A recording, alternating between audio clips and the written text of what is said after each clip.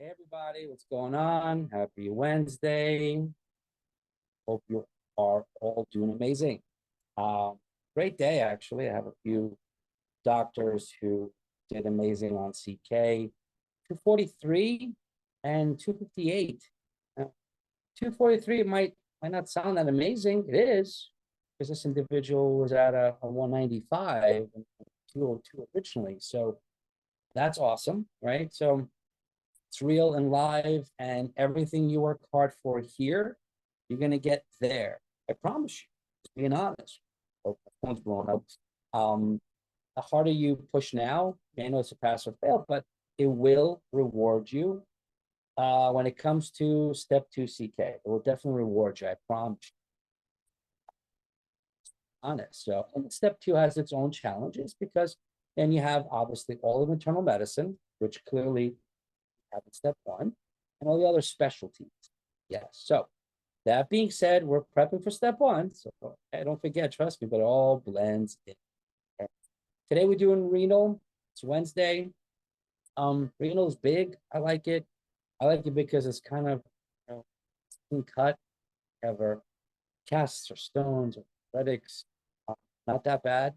I do know that a lot of us have certain issues with certain systems and things we forget.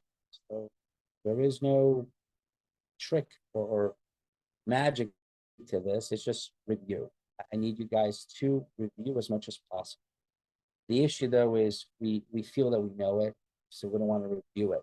So I say to you, if you want to know if you should review or not, just think this. When we do questions every day, now whether you're using my questions or not, it's up to you. They're all available in the training hub. The videos are there as well. Want to watch a video again? Sure, go for it, right? But if you look at the answer choices, can you tell me the answers? And if you can look at the answer choices, every single question, and you actually can tell me what they're indicating, that's a good sign you're getting there, right? Because it's either you read the question or you know the answers. That's it. That's a simple, quick hack to figure out where you're at. If you say, I don't know what this means, I don't know what these are, then you got to go back, right? All right. So we're doing renal. Raise your hands. Guys, raise your hands. Let's participate. I'm here to help you. I already did all this. I need you to apply the knowledge that you know of renal to the exam. One of our doctors, Dr. O, was supposed to jump on. He says a message says he can't make it. Sadly, I'm sad because he loves renal. He actually was doing renal the other day. So, all right, we'll see what happens. So let's raise your hands. Dr. Singh jumps in on the back end. Raise your hand, doctor. Whoever wants to jump on, do questions.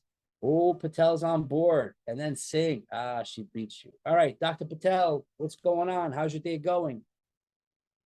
It's going well. I'm still in the middle of reviewing renal. I'm not fully done, but I'm I'm okay with taking a stab at the questions today. Let's put it this way. You've seen renal event. I know you've seen it, right? Yeah, And yeah. and even if you've been studying and you have some time frame that you're studying renal, eventually you start forgetting things as it's normal. It's inevitable. What we have Yeah. to do is we know it, right? And whether you're on the back end, the side watching, like we always do, or now you're like, hey, I'm gonna go in and do this thing. That's cool. Let's do it together, see what we know, see what we got, and move on. Now, when you are studying renal, you don't mind me asking, because we're also here to help each other. What are you doing when you are reviewing renal, for example? What's your game? I've been just doing, since I'm limited on time, Yeah. just been doing the questions and then using first aid side by side while I'm reviewing them when I do the incorrects and Okay. adding. So I don't have in first aid. I just annotate it there. Okay. So and what questions are you talking about? The ones that I have when I, the sets that I do on a daily basis, you mean? No, in Amboss, you know how they have the step one blocks. Yeah, Blocks that of 40. you want blocks. So from there. You're doing the blocks of 40. Yeah. Okay. Well, right And now then, I'm doing like 20 at a time. okay. So 20 at a time. So in one given day, how many questions are you knocking out? Right now it's about 80, but I need to increase them to like 120 or so. Okay.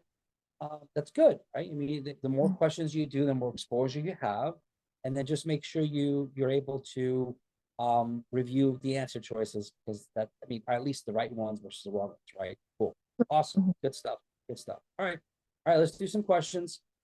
Participate. And the reason why I always ask what you guys are doing, because hey, if you hear your colleagues doing it, maybe it sparks something that you should be doing it, or document that you're on the right track, right? Cool. All right, let's do some crystals. Let's get some points. And again, physio is big.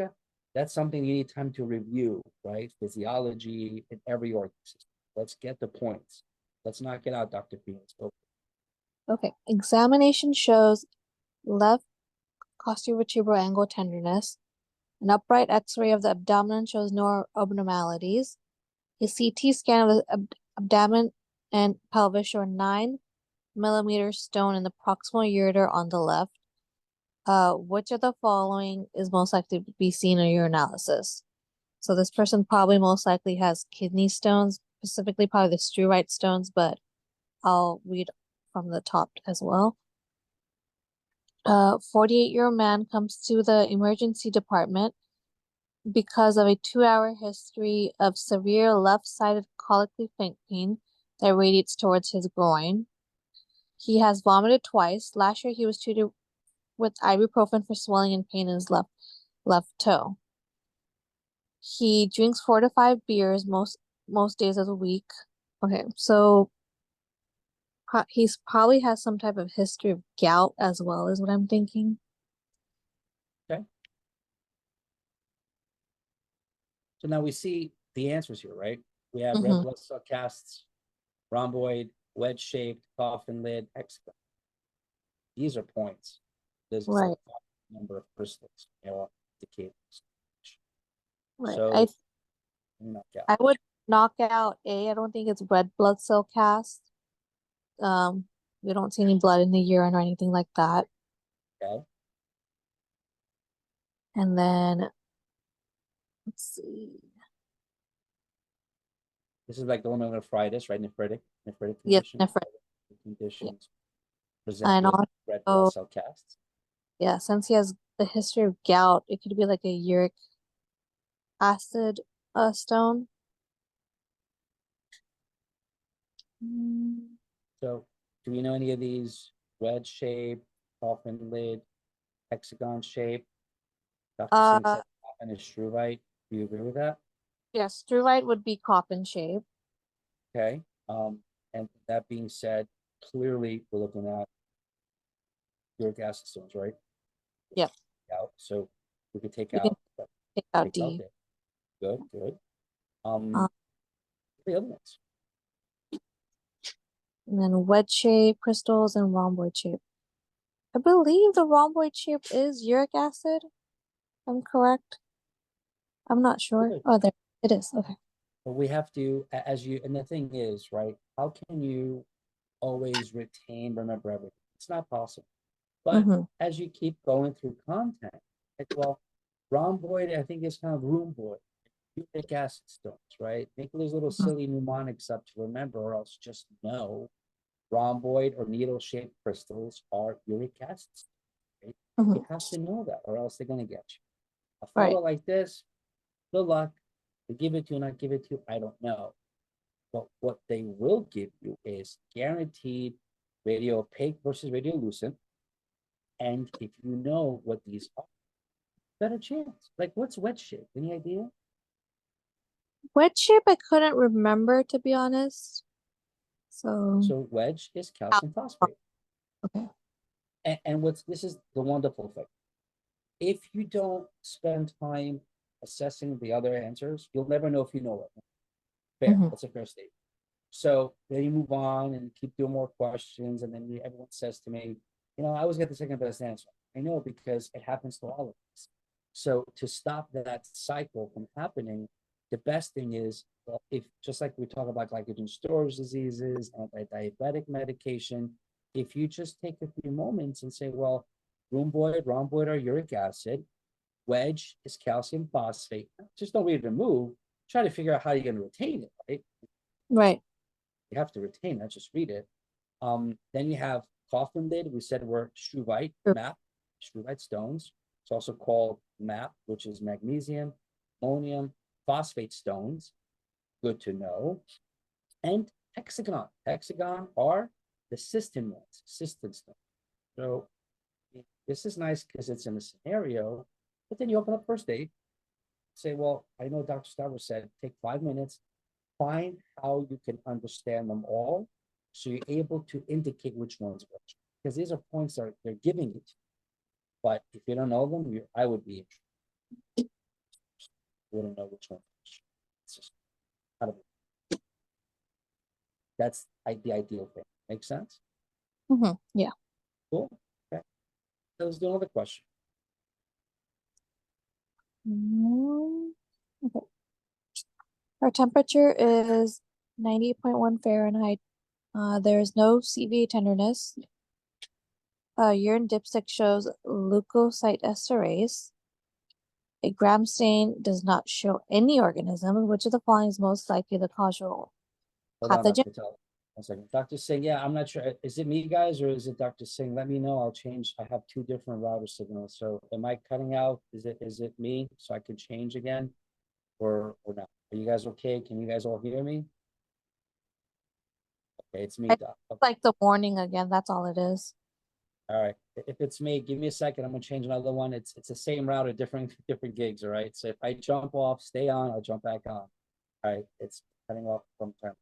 All right.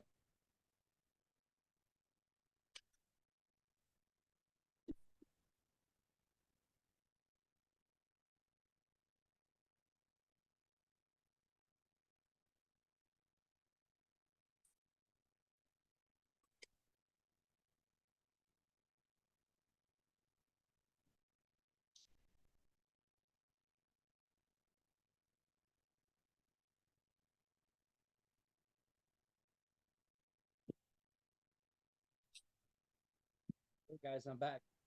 Fortunately, there's no other option because this is all I have here. We have fastest internet, unfortunately. All right. So far so good. You guys are okay? All right. We'll do our best, guys, to stay on point. All right, doctor, take your time. Read the Okay. questions. Let's go. Okay. I'll just start again. Her temperature is 36.7 Celsius. There is no CVA angle tenderness. Urine dipstick shows leukocyte esterase. A gram stain does not show any organisms. Which of the following is the most likely causal pathogen? And then I'm going to read from the top.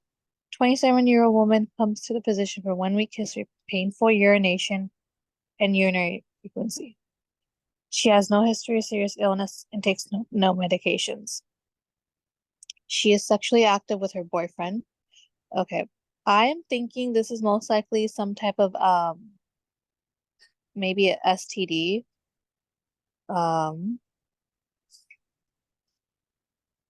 And the fact that the gram stain doesn't show any organisms, it means it could be like a obligate intercellular organism, I believe. Okay, so that's one point of entry. Yeah. What else do we see that can help us knock out some? We can definitely knock out Candida. Okay, Candida, yeah, obviously can cause dysuria and Fungal. everything else. Yeah. It'll be like a discharge, right? Okay, good.